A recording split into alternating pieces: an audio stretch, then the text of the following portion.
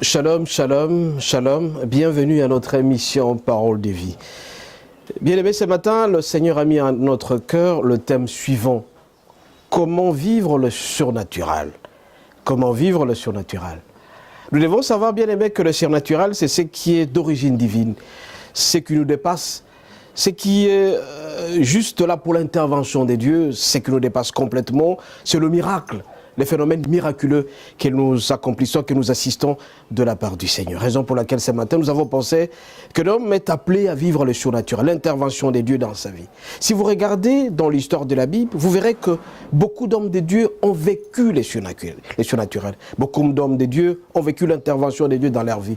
On peut citer par exemple Abraham, on peut citer Moïse, on peut citer Pierre. Beaucoup de gens dans la Bible ont vécu l'intervention de Dieu, ils ont vécu le surnaturel. Alors on se pose la question, pourquoi à notre époque, pourquoi aujourd'hui la plupart des gens ne vivent pas le surnaturel? Pourquoi les gens ne vivent pas l'intervention des dieux dans leur vie? Tantôt on est malade, tantôt on manque de ceci, tantôt on manque de cela. Bref, on manque tout ce qui est essentiel dans la vie de l'homme parce que tout simplement, on ne sait pas exploiter le surnaturel, on ne sait pas exploiter l'intervention des dieux dans notre vie. Mais dans tout cela, pour vivre le surnaturel, et on a toujours dit dans la Bible que tout est possible à celui qui croit. Et donc cette croyance est liée à la foi. La vertu qui fait en sorte que nous puissions vivre le surnaturel, c'est tout simplement la foi. Et si donc, bien aimé, nous allons lire dans Hébreux 11, verset 1, Hébreux 11, verset 1 jusqu'à 2, il est dit ceci.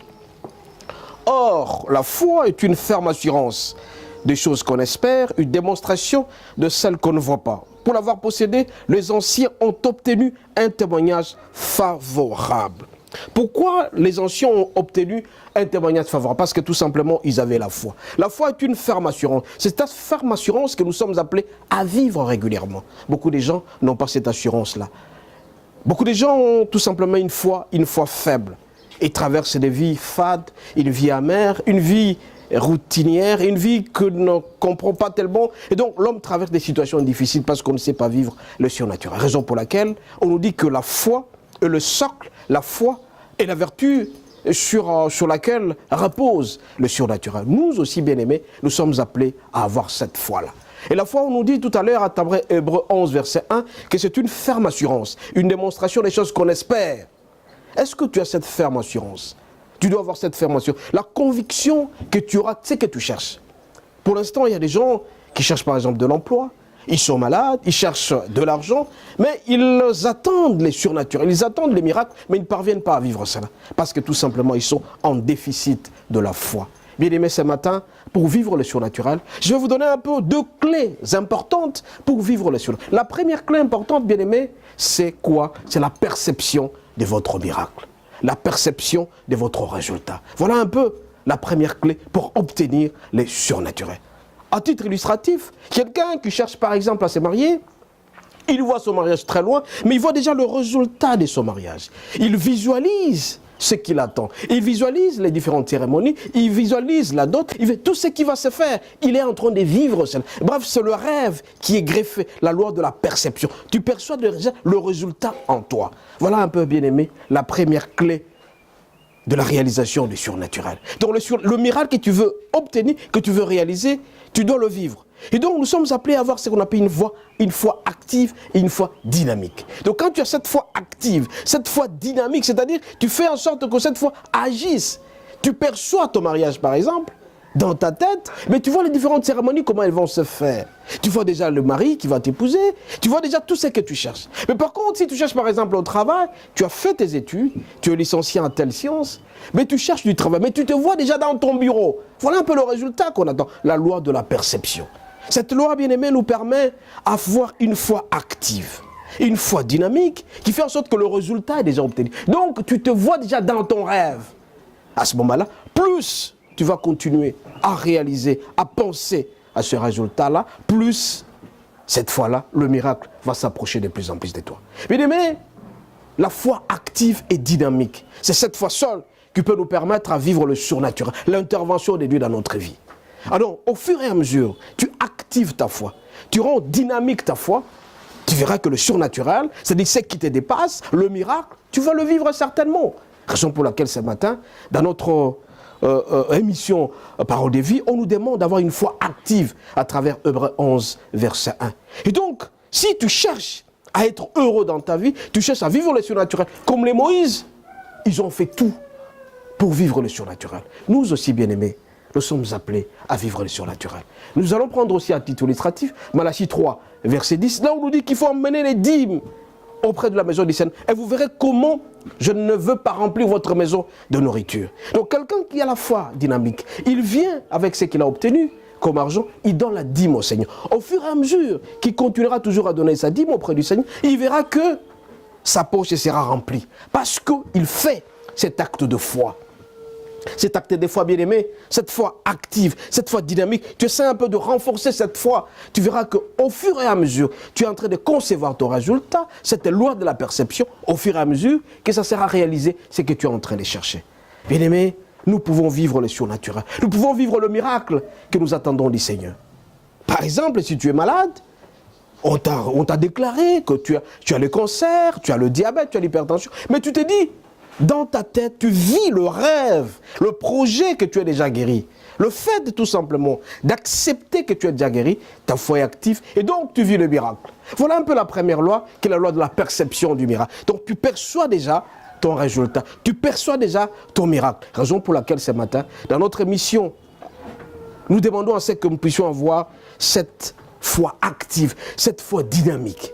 Voilà un peu la première loi. Mais par contre, la deuxième loi, c'est la prise en charge. Nous prenons déjà en charge notre miracle. C'est-à-dire, nous sommes en train de préparer le champ en attendant le miracle. Bien aimé, il y avait deux personnes, deux fermiers, tous attendaient la pluie.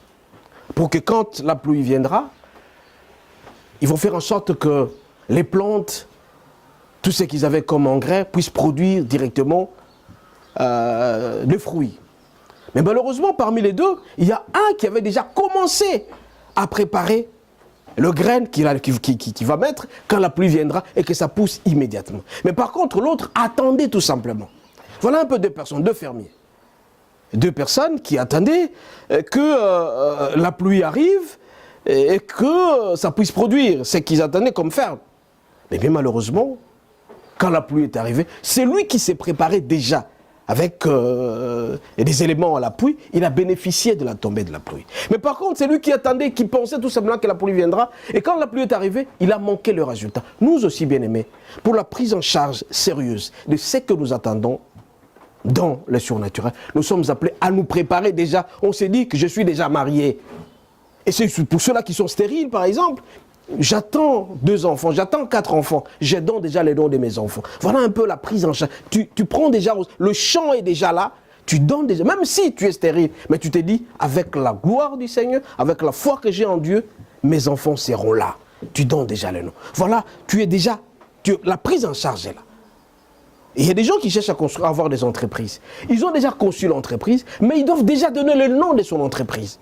Il s'est dit, dans ma tête, j'ai déjà mes chaises, je vais faire ça, tel bureau, j'aurai un directeur financier, j'aurai un directeur technique, j'aurai le protocole, voilà, tout ça.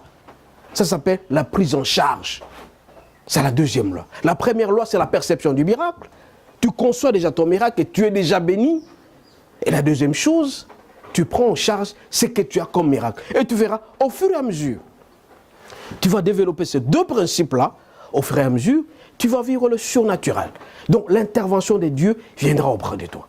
Alors quand tu te sanctifies alors de plus en plus, tu te purifies, tu t'approches de plus en plus du Seigneur, ah mon bien-aimé, ton projet, sois sûr et certain que ce projet sera réalisé. C'est pourquoi ce matin, bien-aimé, je vais tout simplement vous demander à concevoir de bons projets que vous allez présenter auprès du Seigneur. Alors dans la première loi, la perception du miracle, pour que ça soit réalisé un peu si vite, il faut anticiper les actions de grâce auprès du Seigneur. Il faut anticiper le remerciement. Donc au fur et à mesure que tu remercies, tu dis, Seigneur, je suis déjà marié. Seigneur, j'ai déjà mes enfants. Seigneur, j'ai déjà mon entreprise. Seigneur, je suis... Voilà, tout ça, Seigneur, je suis déjà guéri. Le fait de le faire, d'anticiper ces remerciements, ah, tu verras que le Seigneur sera très content. Il dira, ah, mon fils a déjà anticipé.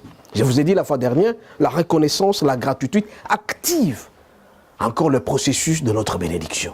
Nous aussi, bien-aimés, nous sommes appelés à anticiper les processus de notre miracle. Regardez un homme comme Abraham, avant de partir quelque chose, il remerciait le Seigneur, il sacrifiait, il donnait les holocaustes, et le Seigneur réagissait immédiatement. Regardez Joseph, Jacob, quand il a reçu le message de son père, Jacob a reçu le message de son fils, lui disant qu'il doit quitter Canaan vers l'Égypte. Et parce que ses enfants étaient partis là-bas en Égypte, ils ont trouvé que Joseph était un grand premier ministre, il gérait toute l'Égypte et qu'il avait la même mise un peu partout. Le fait de la voir, il a envoyé le message à son père, Jacob, qui devait le rejoindre là-bas parce que c'est là qu'il régnait sérieusement pour qu'il ne manque pas à manger. Mais avant de quitter Canaan, qu'est-ce que Jacob a fait? Il a offert au Seigneur. Il a donné des sacrifices. Il a anticipé son voyage. Donc il a remercié le Seigneur parce qu'il s'était déjà dit, je suis déjà en Égypte, je vais vivre avec mon fils dans tout ce qu'il a comme richesse, tout comme fortune. Nous aussi, bien-aimés, nous sommes appelés à anticiper certains événements. Quand nous anticipons certains événements, quand nous disons que nous avons déjà les événements, nous avons notre miracle. Donc le fait de dire que j'ai déjà mon miracle, tu anticipes, tu donnes les actions de grâce au Seigneur, tu remercies le Seigneur que non, je suis déjà marié, j'ai déjà ça, tu donnes.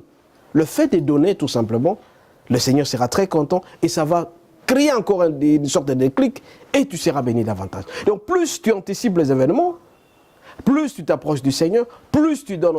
Tu vas vivre ce qui est au-delà de toi, l'intervention de Dieu. Donc, bien aimé, chacun a un projet. Visualisez déjà la réalisation de votre projet. Dites à vous que le projet est déjà là. Je suis déjà chef, je suis déjà marié, je ne suis plus stérile. Voilà, tout ça. Le fait de le faire en disant merci, tu perçois déjà ton miracle. Et tu prépares les événements et tu verras que ça va se réaliser de plus en plus. Bien aimés, nous sommes appelés à vivre le surnaturel. Pourquoi les autres ont vécu? Pourquoi les autres ont vécu l'intervention de Dieu et pourquoi pas nous? Pourquoi nous sommes en déficit, en manque de notre foi? Activons notre foi. Ayons une foi dynamique. C'est cette foi dynamique seule qui peut nous aider à réaliser ce que nous attendons comme miracle. Mais le fait de réaliser le miracle fera en sorte que nous puissions fuir aussi le péché.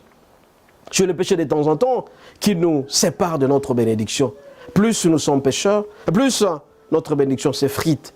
Mais plus nous serons saints, plus on va se sanctifier, plus on va se purifier, on verra que notre projet sera réalisé. C'est pourquoi, bien aimés, ce matin, je vais tout simplement vous demander d'avoir cette foi, cette ferme assurance. C'est la foi qui est la ferme assurance, la démonstration des choses qu'on attend. Alors, c'est cette assurance-là que nous avons, que ça sera réalisé, que nous serons guéris, que nous aurons beaucoup d'argent, que nous serons tels, à l'exemple de tels. Et bien aimés, nous allons réussir notre pari. C'est pourquoi ce matin, encore une fois, je vous exhorte d'avoir une foi active, d'avoir une foi dynamique, une foi qui s'approche de Dieu de plus en plus. Et vous verrez que tout ira mieux dans votre vie. Le Seigneur est très merveilleux et il nous aime tant. Il veut que nous puissions réussir notre pari en vivant l'intervention. Le miracle, nous sommes appelés à le vivre. Le surnaturel est là. Mais nous sommes là pour vivre le surnaturel. Nous sommes là pour vivre le miracle. Nous avons dit la fois dernière qu'il y avait des géants qui nous freinaient. Mais si nous éliminons tous ces géants, nous nous approchons de Dieu, nous verrons que tout ira mieux dans notre vie et nous serons très heureux. Bien aimé, le Seigneur est merveilleux et il veut que nous puissions réussir notre pari. Et sans lui, nous valons absolument rien. Mais c'est avec lui seul que nous allons réussir le pari. C'est pourquoi ce matin, encore une fois, je vais vous demander de vous mettre là où vous êtes. Concentrez-vous, nous allons prier ensemble pour que nous puissions vivre le surnaturel. Le surnaturel, nous sommes appelés à vivre l'intervention de Dieu dans tous les domaines de notre vie. Au travail, à la maison, dans notre foyer, partout où nous passons, le surnaturel doit nous caractériser. Le miracle de Dieu doit nous caractériser. L'intervention de Dieu, à moins que nous puissions avoir la foi. Nous allons prier. Dieu d'Abraham, Dieu d'Isaac, Dieu de Jacob, Dieu de toutes les générations.